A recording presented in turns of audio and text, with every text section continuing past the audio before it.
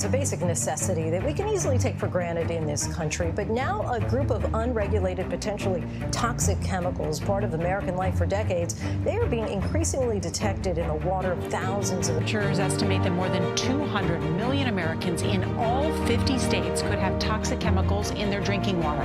They're called PFAS, which until now has been virtually indestructible. Years after investigators confirmed the presence of cancer-causing chemicals known as PFAS, activists say there are still high levels in the Rogue River. This afternoon, they hosted local officials and a state lawmaker along the river to share imminent concerns. PFAS, or forever chemicals, are in the water.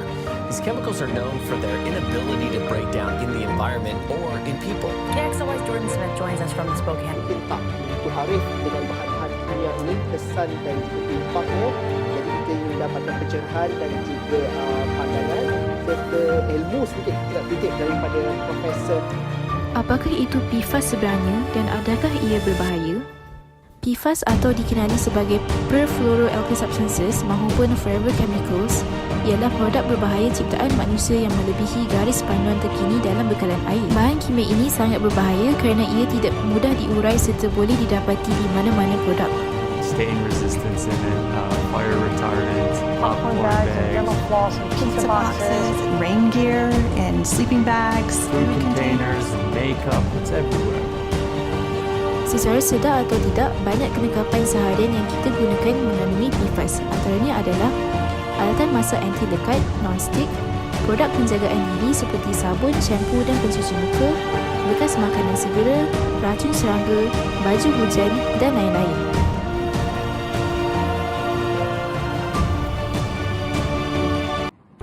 Bagaimanakah pencemaran ini boleh berlaku dan apakah proses sekitarannya? Ramai yang tidak mengetahui bahawa PFAS boleh terdapat di dalam air hujan ekoran proses penjejatan yang berlaku.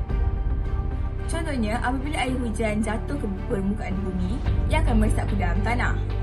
Kawasan pertanian yang mungkin menggunakan racun perosak, kawasan pelupusan sampah di mana produk PFAS tidak dilupuskan dengan betul, dan air sungai yang mungkin dicemari oleh bahan kimia ini. Apabila berlakunya penjejatan air, bahan kimia ini turut akan tersejat di permukaan atmosfera bumi.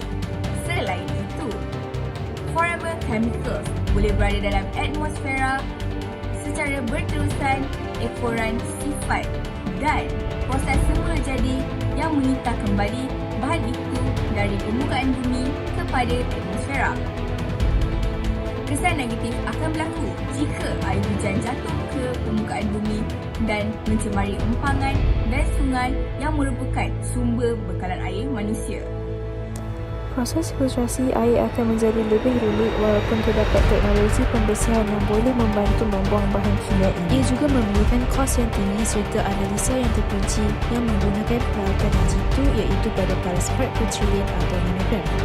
Namun begitu, teknologi ini tidak akan dapat mengekstrak PFAS yang mencukupi untuk memenuhi had keselamatan baharu yang dikeluarkan oleh Agensi Perlindungan Alam Sekitar EPA Amerika Syarikat.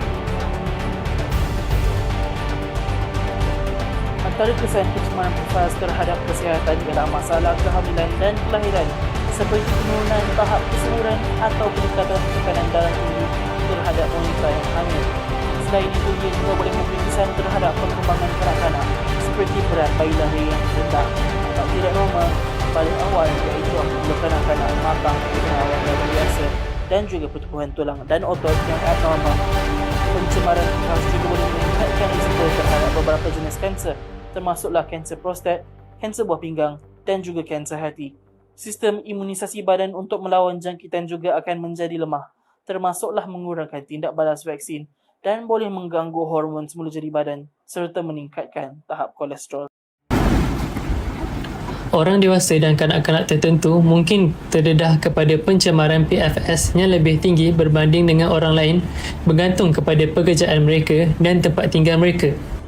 Antaranya adalah seperti pekerja industri yang terlibat dalam pembuatan atau pemprosesan bahan yang mengandungi PFAS, individu yang tinggal berhampiran pengeluar produk PFAS, dan wanita mengandung dan menyusu akan lebih cenderung untuk minum lebih banyak air berbanding dengan orang biasa.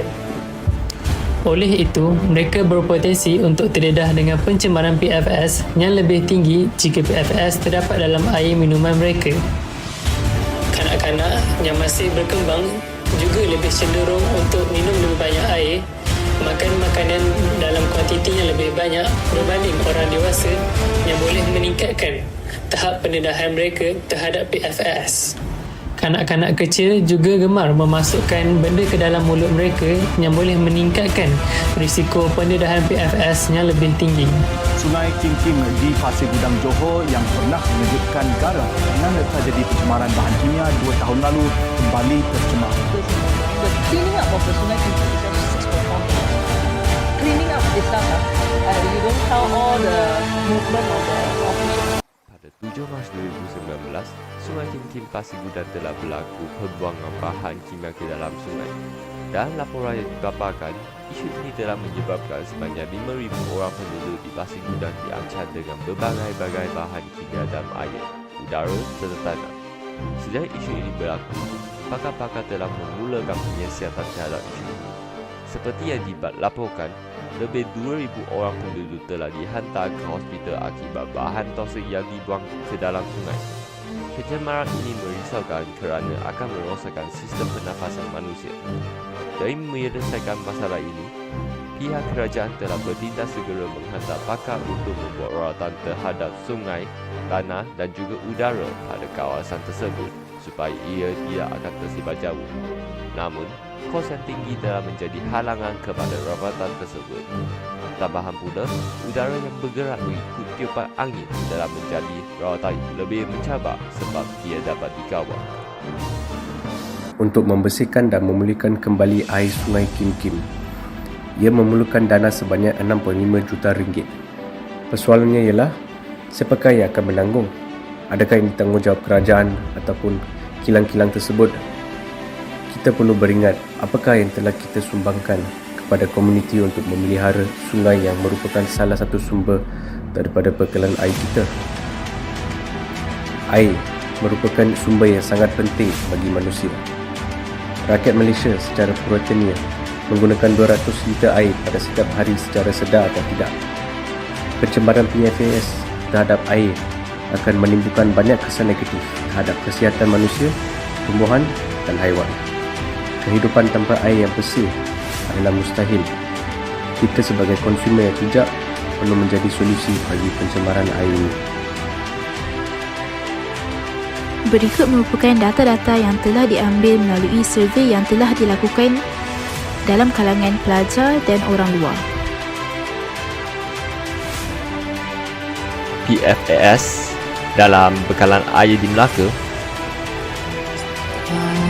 Kita baru nak siapkan garis panduan lah dengan kerajaan negeri lah.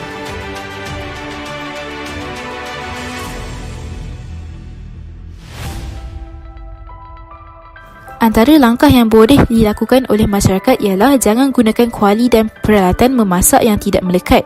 Sebaliknya, gunakan peralatan keluli tahan karat atau besi tuang. Selain itu, berhati-hati dengan fabrik berlabel pencegah kotoran atau air. Seterusnya, kurangi makan makanan segera yang berminyak kerana bekas makanan tersebut kebiasaannya bersalut PFAS. Di samping itu, pilihlah produk dananan diri tanpa PTFE atau ramuan fluoro dan produk yang tidak dirawat terlebih dahulu serta elakkan rawatan pencegah kotoran untuk permadani dan perabot baharu. Bagi pihak kerajaan pula, langkah yang perlu dilakukan ialah mengharamkan PFAS sebagai kelas, termasuklah penggunaan PFAS dalam buih pemadam kebakaran, pemukus makanan, tekstil dan produk-produk lain. Selain itu, kerajaan harus mengeluarkan polisi bagi industri yang berkaitan wajib mencatatkan kandungan PFAS dalam produk dan meletakkan label amaran dengan jelas. Akhir sekali, kerajaan boleh memastikan pengeluar bertanggungjawab dari segi kewangan untuk membersihkan pencemaran PFAS dan kemudaratannya ke atas komuniti yang terbabit. Malaysia sebagai negara yang maju dan sealiran dengan dasar globalisasi dunia perlu memandang serius tentang isu ini kerana ia boleh membawa kesan yang negatif terhadap alam sekitar dan juga rakyat Malaysia. Ianya juga boleh melambatkan produktiviti Malaysia yang boleh memberi impak kepada kemajuan ekonomi dan sosial negara. Oleh itu, kerajaan dan rakyat Malaysia perlu membuka mata tentang isu ini serta mendidik diri dengan informasi berguna tentang perihal yang hangat dibincangkan di platform dunia.